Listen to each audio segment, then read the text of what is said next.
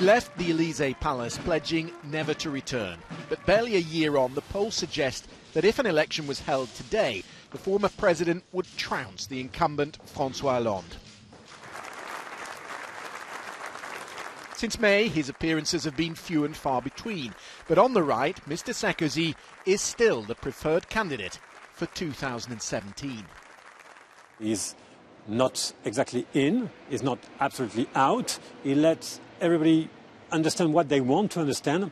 Some of his supporters do think that he's going to be back. Others say no, it's not possible. And it's playing in his favour. In a way. The French have long indulged in nostalgia for their ex-presidents, though perhaps it's not Mr. Sarkozy they yearn for, rather his energy. Mr. Sarkozy's chances of a comeback will depend on him positioning himself as everything his successor is not. In other words, a complete reversal of the last presidential campaign.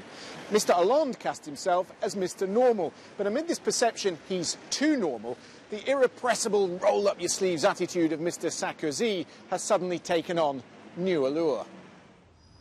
But there is a potential problem. The magistrates in Bordeaux are doggedly pursuing allegations he accepted illegal party donations for his 2007 campaign from this woman, the L'Oréal heiress Liliane Bettencourt. So high are the stakes, the investigating judge Jean-Michel Gentil even received a death threat, a bullet in the post. Politicians must be aware that in a democracy, justice and judges must be respected. You will get violent, uncontrollable reactions to the kind of poisonous rhetoric we have heard. Equally poisonous was the leadership battle on the right to replace Mr. Sarkozy. The wafer-thin victory of new leader Jean-François Copé was bitterly contested. And while he remains nominally in charge, for now, the failed contest leaves the door ajar.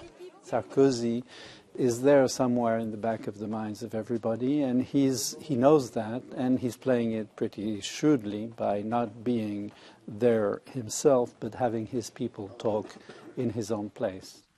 The primaries to pick the next presidential candidate will not come until 2016, giving Mr. Sarkozy plenty of time to clear his name. He is a wily campaigner. Don't write him off just yet. Christian Fraser, BBC News, Paris.